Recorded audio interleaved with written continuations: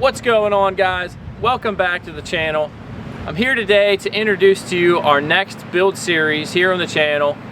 So without further ado, let's get to it. So what you're looking at here is a 2002 Toyota Tacoma.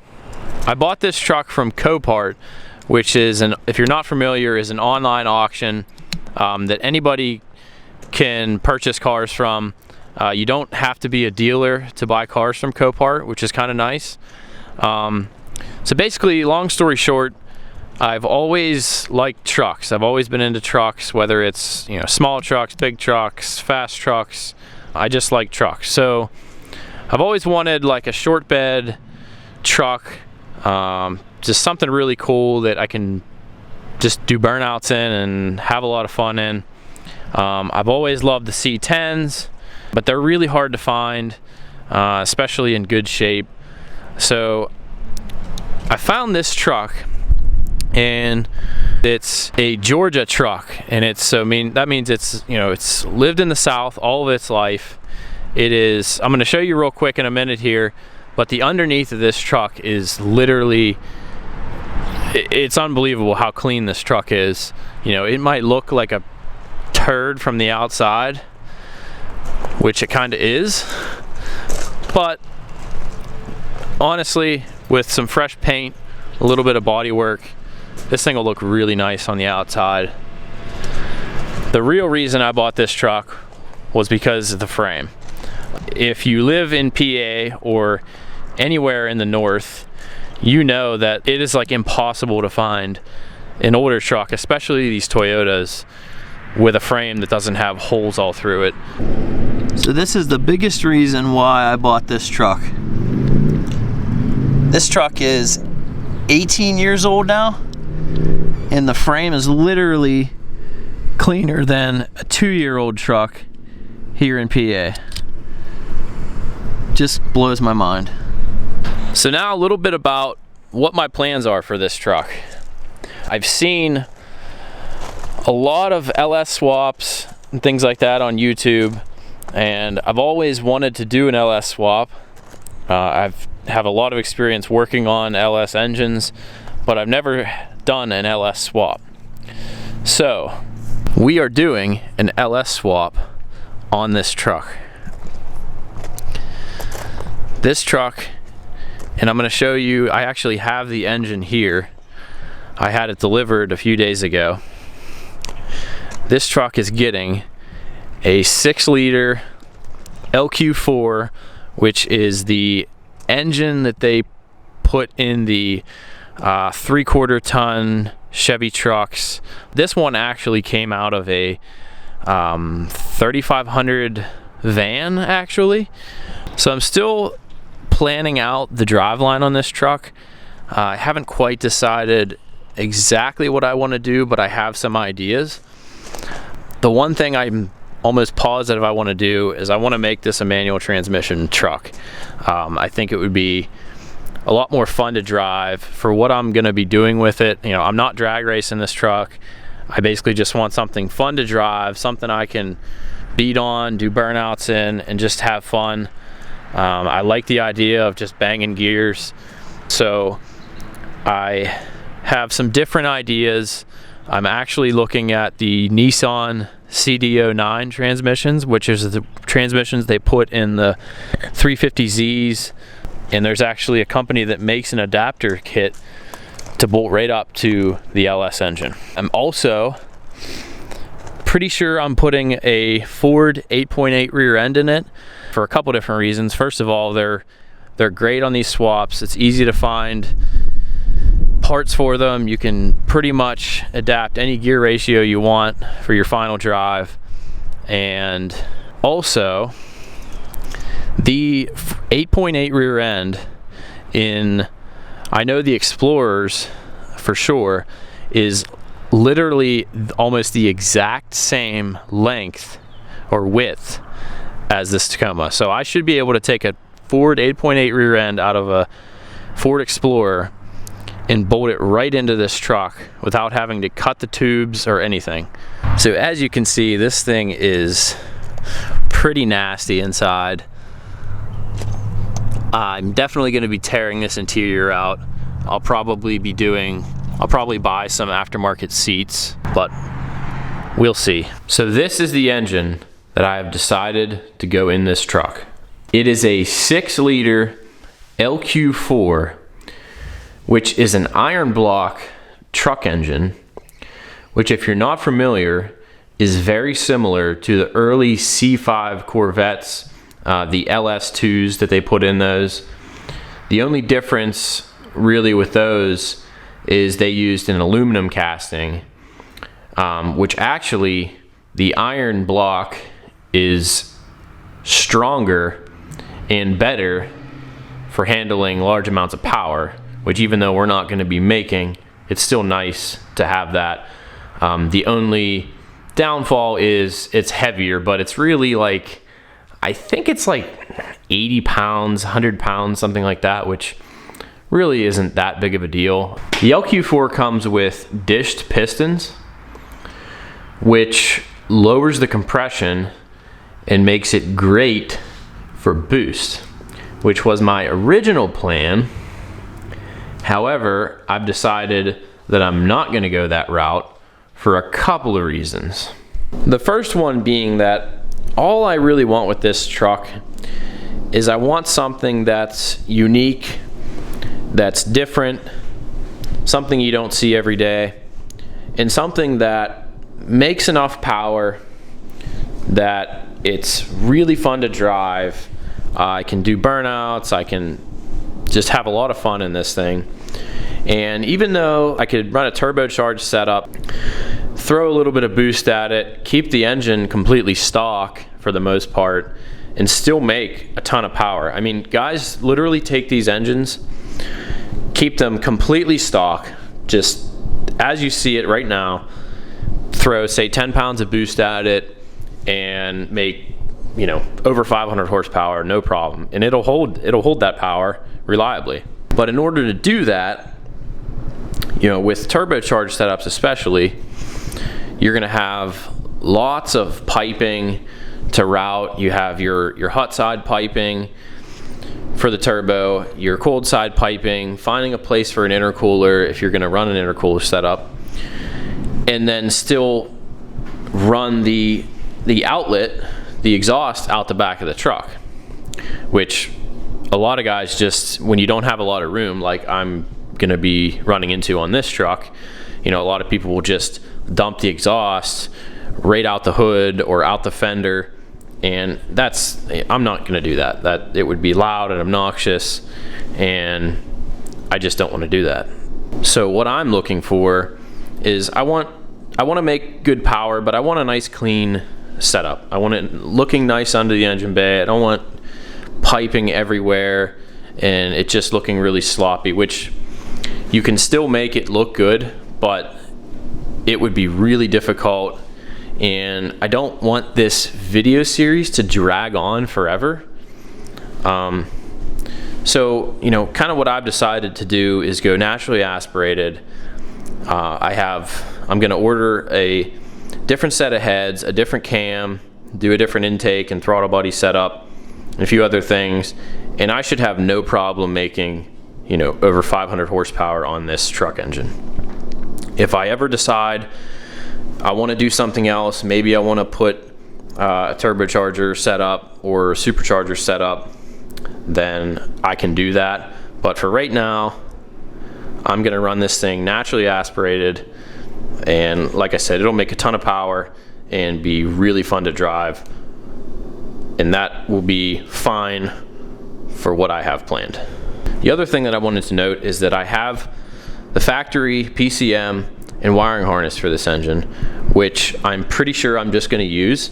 I'm going to sort of change this wiring harness up. There's a lot of stuff that I'm going to take off of it. Obviously, this had a 4L60 transmission, which I'm not going to be using, so I'm going to eliminate that part of the harness. A lot of the evap stuff, emissions related stuff is going to go.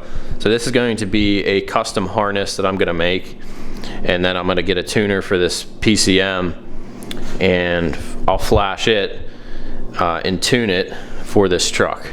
So with that being said, let's get this thing in the garage and start taking it apart.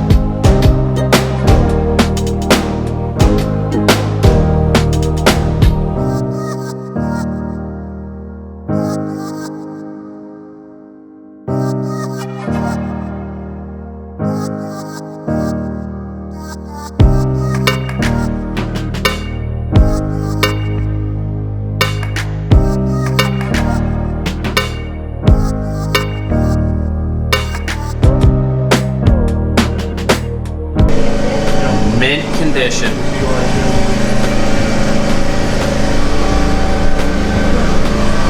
This is our budget for this build. I think there's like $2.37 here.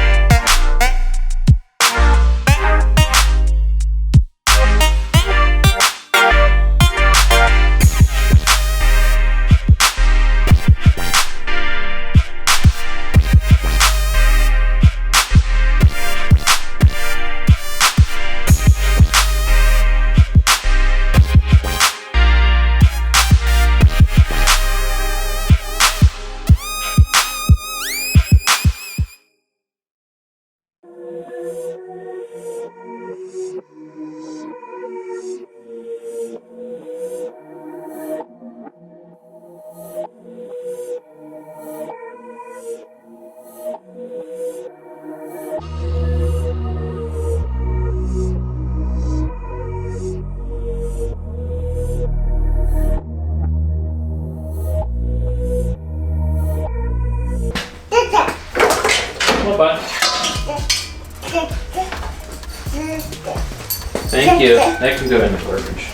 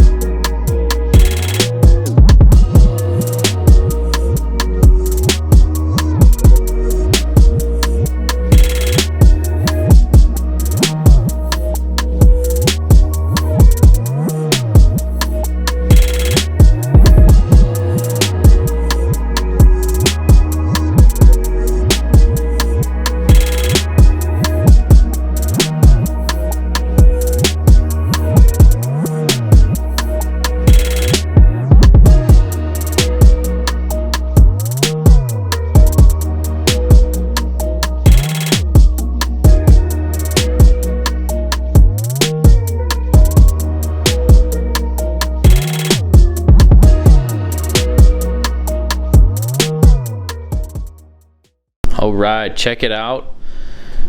We got the whole truck stripped down to the frame. Look how clean this thing is. Like I said before, it's just, I'm so not used to this here in PA.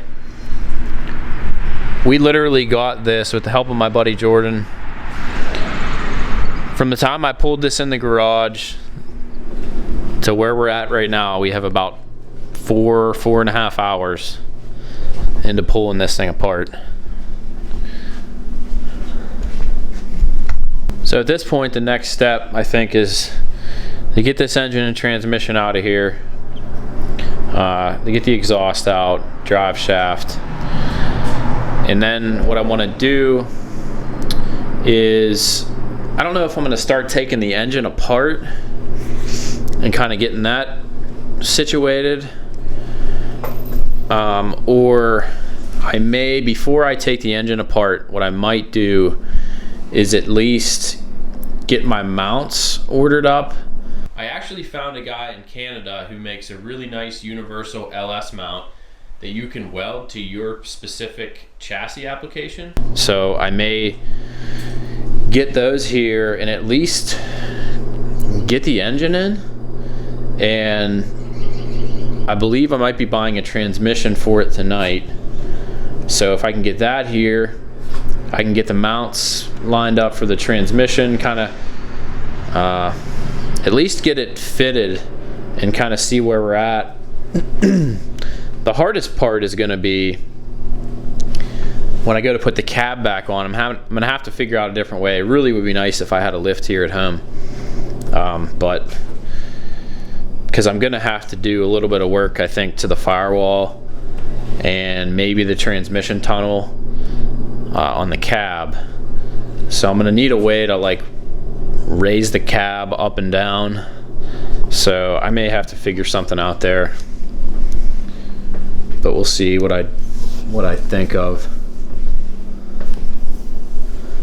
But for right now, that's going to be pretty much it for today. I'm probably going to do a little bit of work on it during the week. Maybe get this engine and transmission out of here. But we'll see. Like I said, I might put this engine on a stand and start taking it apart, because a lot of the stuff on this engine I'm not even going to be using. There's a lot of stuff. I'm not going to do AC. I just don't really see a reason in this truck. You know, I definitely could keep the AC if I wanted to, but I just don't really care about it, to be honest. So that's gonna be it for today, guys. I hope you are excited as I am for this build. We have a ton of work ahead of us, but it should be a lot of fun. Don't forget to like and subscribe. Also, drop a comment down below. Let me know what you think. Don't forget to hit the notification bell so you don't miss any future uploads. So guys, until next time, see ya.